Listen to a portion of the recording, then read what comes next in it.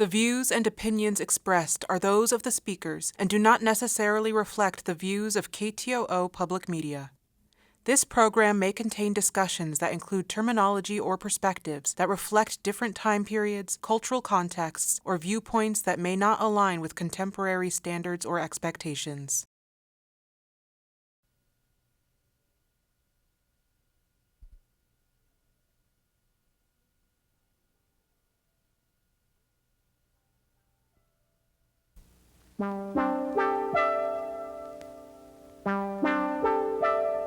Alaskans are very much, I notice when they come through on tour, they're very much the idea that this is their house. It's not Bill Sheffield's house, or it wasn't Jay Hammond's house. It's their house. It's Alaska's house.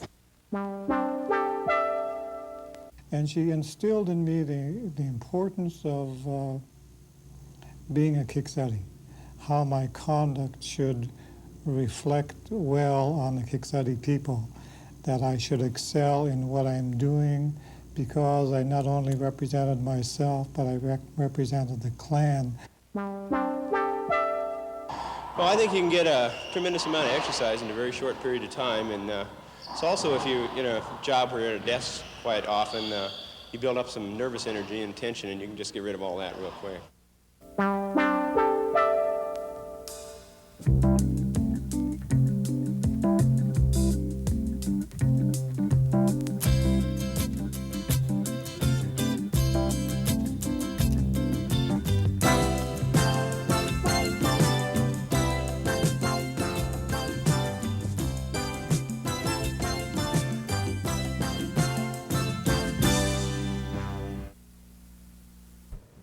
Welcome again to Rain Country and our continuing journey through Southeast.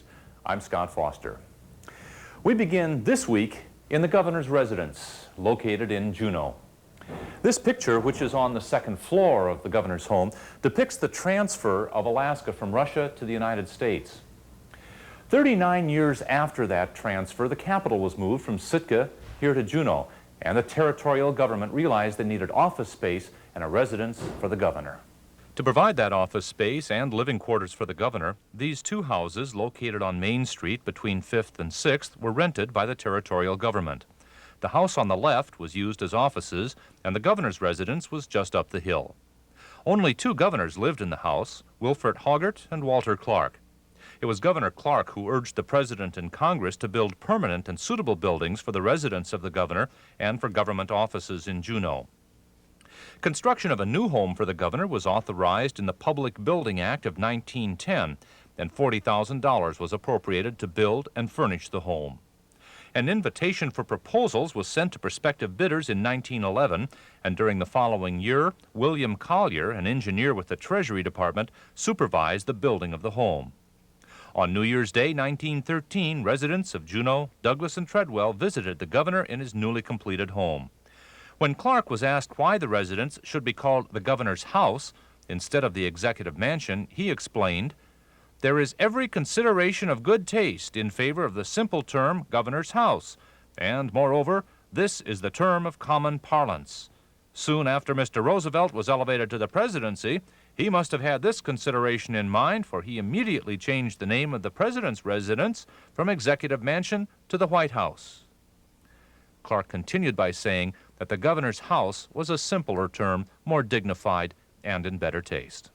Through the years, this dignified colonial-style home has gone through several remodelings. The first occurred in 1936, when the entire exterior was completed by plastering over the wood siding and painting the building white. The veranda on the south side was extended, and work was done on the driveway on the east side.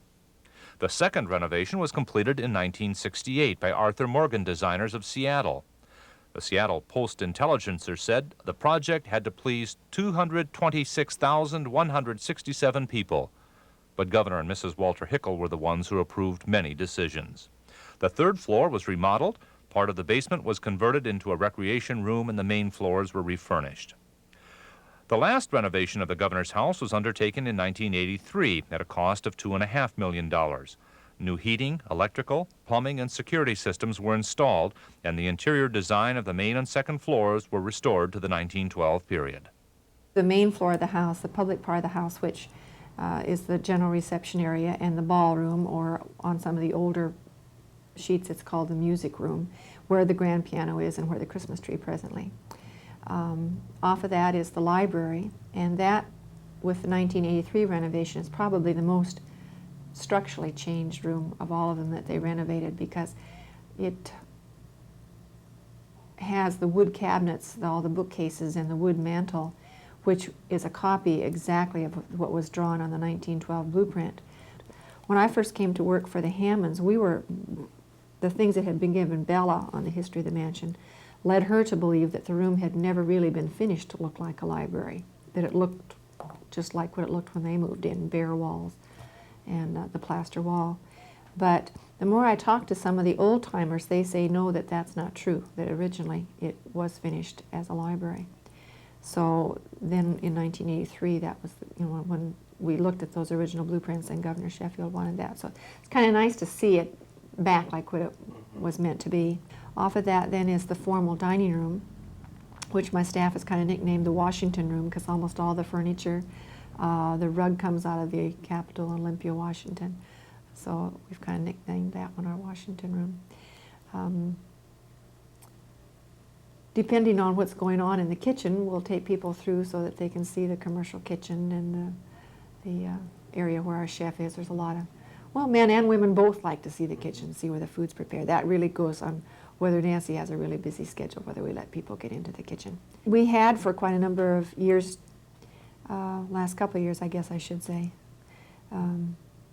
taken people up on second floor. And when the Hammonds were first here, we even took people up on third floor. But our housekeeper complained there just was more than what we taken groups through, more than our staff could keep up with on cleaning. So we eliminated the third floor tours and had maybe just first and second. This really isn't as public as the first floor. And although there is a living room on second floor, the governor's study, his apartment, I guess you could call it, and a guest room in my office. Again, we don't show this always on a tour now, because a lot of it depends on the governor's schedule. And if he's here, if he's been entertaining, we don't bring people up on second floor as much as we used to. And then the recreation room, I guess you would have called it, sort of I think Hickles had exercise equipment down in there. And when the Hammonds were here, they had a ping pong table and a pool table. That was redone and new paneling and wallpaper put in there, and it now houses a hot tub. People asked it after the renovation, after the 1983 renovation, and the figure came out $2.5 million. And I thought, I wonder if we're going to have very much negative feeling when we reopen again for tours. But I would say out of all the people that we've had, I could count them on less than two hands of people that felt that it was money ill spent. Most people are very proud that we've done it, that it's done, that the house belongs to the state of Alaska. Alaskans are very much, I notice when they come through on tour, they're very much the idea that this is their house. It's not Bill Sheffield's house, or it wasn't Jay Hammond's house. It's their house. It's Alaska's house.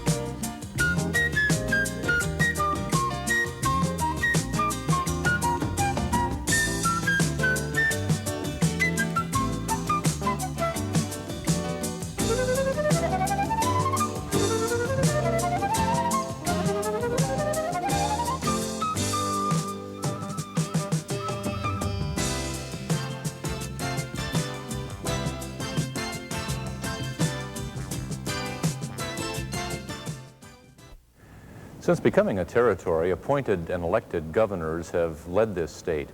But governors aren't the only people who have influenced the direction Alaska has taken or influenced the people who live here. I'd like to thank you very much, brothers and sisters, for the invitation. As you know, the governor has a very, very busy schedule, and every now and then he has to send somebody in his stead, and in this case, I happen to be the lucky one. The last time I came here, I was representing, of course, the Tlingit Haida, the sovereign Tlingit Haida Indian tribes of Alaska. And this time I'm representing the sovereign state of Alaska, whatever limitations it may have. To many longtime Southeasterners, the sound of this man's voice has become somewhat familiar.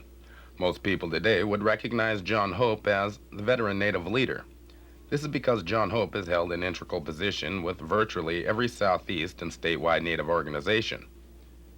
However, John's claim to fame had very little or nothing to do with Native organizations. As a radio broadcaster, John Hope was the official voice behind the gold medal basketball games. He was also the first Native radio broadcaster. During the 50s and 60s, John worked as a disc jockey between Sitka, Ketchikan, and Juneau. We worked at the rock dump at the time. It was during the Elvis Presley heyday. Pat Boone and rock and roll was just getting off and running. Bill Haley and the Comets.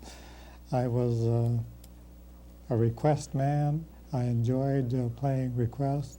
During John's career as a broadcaster, he worked with the likes of Vern Mitkiff, Terry Pegues, and Steve Agzaba. But John's big break into broadcasting probably wasn't as conventional as his colleagues. My brother Percy was in the hospital at the time, and I would take the recorder to the game, and I'd give a description. First of all, I started with just the band music. I would record the pep band music, and then I thought maybe he'd be interested in hearing a little more, so I'd tell him the score by the quarter. Then I discovered it was not too difficult to do a play-by-play, so I would record just a part of a quarter leading up to what that quarter score was, and then up to the halftime. Then I found it was very, very easy to do a whole play-by-play, so I would record the whole game. It was on a wire recorder, take it over to the hospital the next day on a Sunday, play it for him, and that attracted a few other patients in the hospital. And then they began to look forward to my doing that. I felt obligated to do it. Then I would record every game. Then I felt obligated to go all of the games, record all of the games, take them to the hospital and play it. And then the staff heard about it, and they said, let's put it on the public address system so all of the patients can hear it. And then the burden of responsibility got greater. And of course, I enjoyed it. About that time, they were building a radio station, 2 radio stations in Sitka. One of the stations, KALA, the board of directors heard about these things.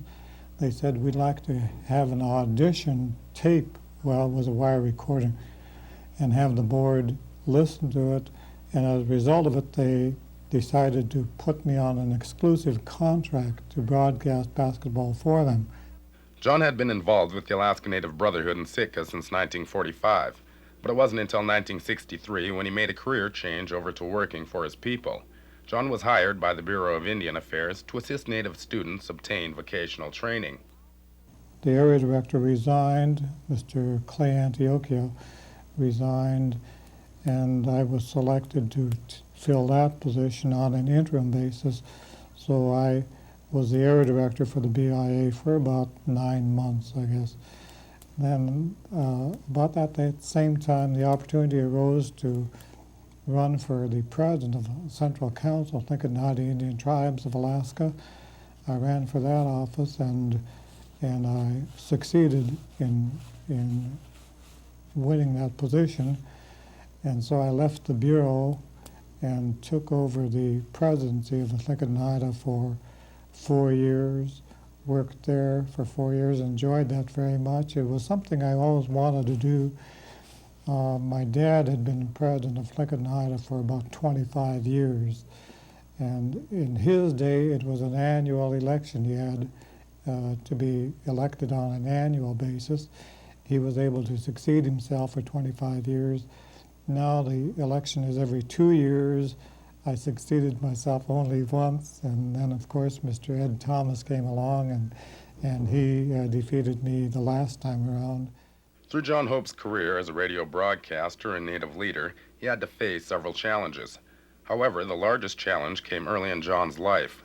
While in his early teens, John was stricken with tuberculosis. He was to spend the next 6 years and 4 months in a Washington hospital. All but 3 months of this stay was spent in bed. The hospital lacked the resources for John to continue his education. After being released from the hospital, John was 21 years old and basically a grade school dropout. Obviously, this fact wasn't very apparent when he passed his entrance exam into radio school without a high school diploma. According to John, much of his success can be credited to his grandmother. She spoke only Tlingit and passed her values on to him. And she instilled in me the importance of being a Kikseti, how my conduct should reflect well on the Kikseti people, that I should excel in what I'm doing, because I not only represented myself, but I represented the clan. So she made it pretty plain to me that I had to conduct myself in a worthy manner, because it reflected somewhat on her if I got into mischief. Of course, that didn't wipe out mischief entirely, but it controlled to some degree. And that may have helped me somewhat in not having an inferiority complex. Today, John Hope is the Director of Community Development for the Department of Community and Regional Affairs. His new position with the state has somewhat taken him from his tribal affairs. However, John will continue to contribute whenever and wherever he can. It's very, very, very many fond memories I have, and of course you all know that my dad came from the Kilisnu country, and he's Kakwantan, I'm Kakwantan Yeti. I don't think that's the kind of speech that the state was expecting, but I thought I'd mention it in passing. Again, on behalf of the state of Alaska, I thank you very, very much.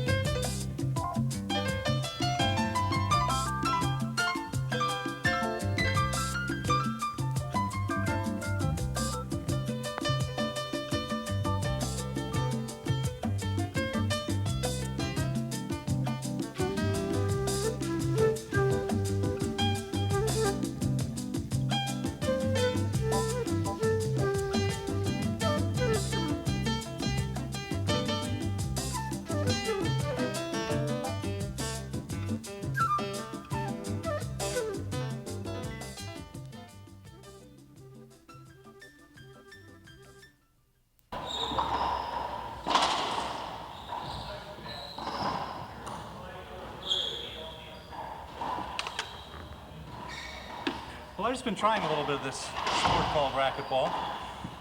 Anybody that doesn't think it's a workout or that you can't get one by running around inside a little room like this is wrong. But there's a lot of fun involved, too, in a sport that isn't very old. It was began less than 20 years ago, and in that time there's been a lot of people playing. In fact, there's even a pro circuit these days. There are people in Southeast who play racquetball too. Juneau and Ketchikan, Sitka. Most of them are probably concentrated here in Juneau, where there's a big facility. The pro here is one of the better racquetball players in the area. His name is John McConaughey. He grew up in New Zealand, represented his country in the Olympics in swimming twice. Now he's in Juneau teaching racquetball.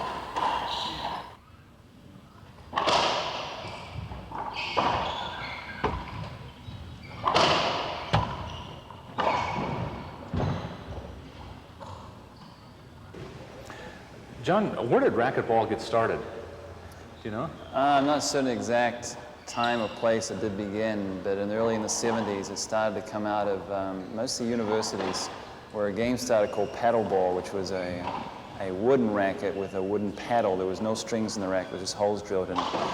And from that developed racquetball. Most of the earlier rackets were tennis rackets that were cut off, the base had been shortened somewhat, the handle, and people used those. In fact, the ball they used to use was an old tennis ball, but there was some sort of process where they could take the fuzz off the tennis ball and used to play with those. Why do people play? A lot for the love of the game. They enjoy it tremendously. I'm certain that is part for everybody, maybe not as much for some as it is for others.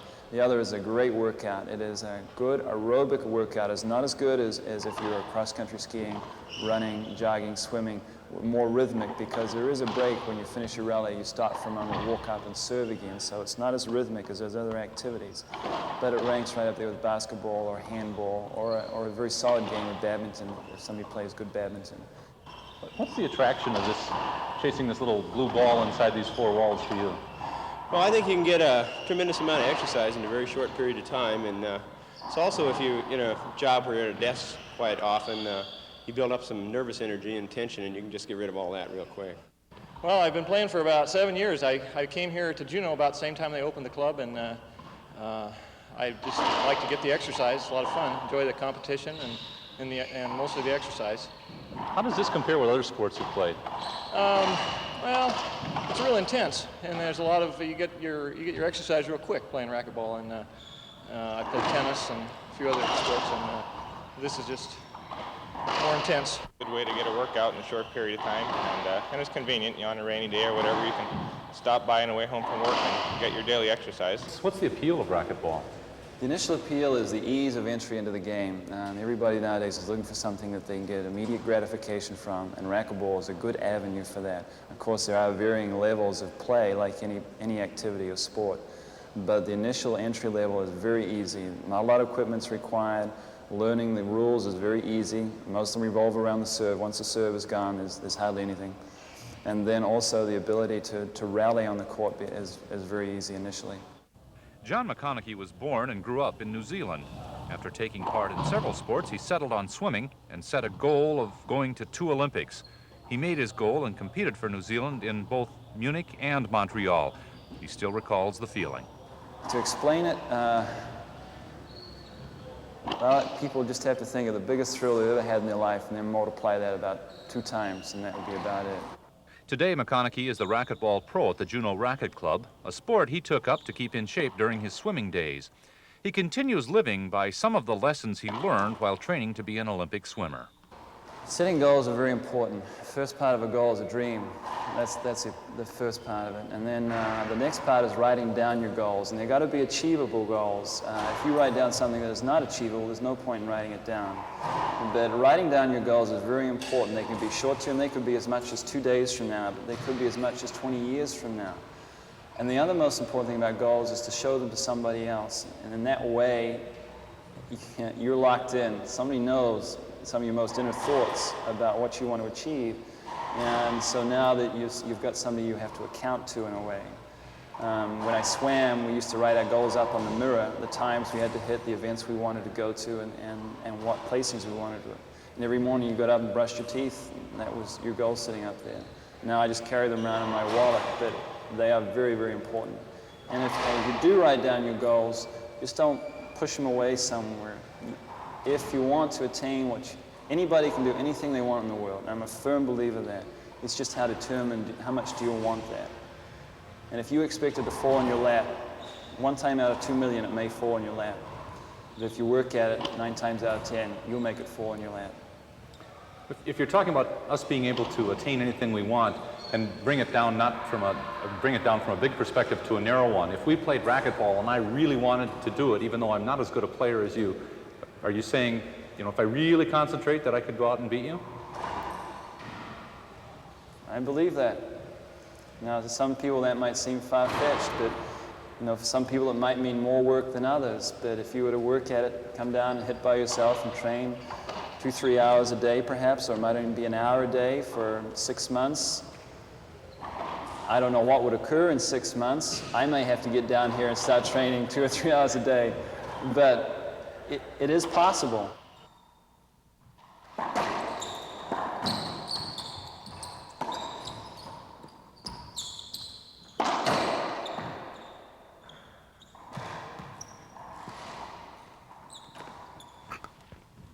What happened that time? Okay, again, in racquetball, it's not only sometimes if you want to get a good shot, it's get a weak return, and I got a weak return from you from a halfway decent shot, and as a result of that, it just again sat up, and I was able to kill the ball, take it down very low again, which is the ultimate shot that you can. If a shot comes like that to your forehand, how many times can you do that kill shot? On a good day, you should be able to hit 8 out of 10 of those shots.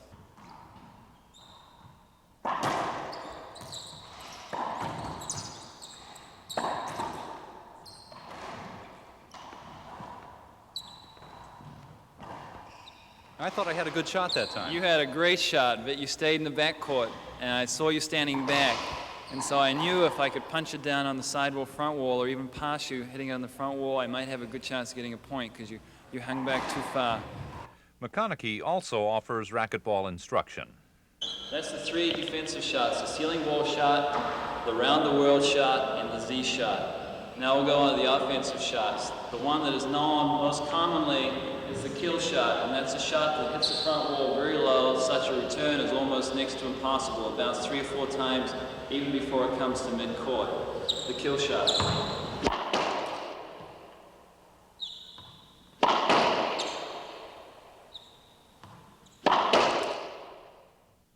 Is it tough to develop the skills to play at a level that you're happy with? Well, I'd always like to get better, and so it is a little frustrating sometimes not getting there as quickly as you'd like, but I think you can develop the skills pretty rapidly to play a good game and get a good exercise out of it. Thanks for joining us on another journey through rain country. We'll be back again next week and continue our wanderings. I'm Scott Foster. Have a nice day.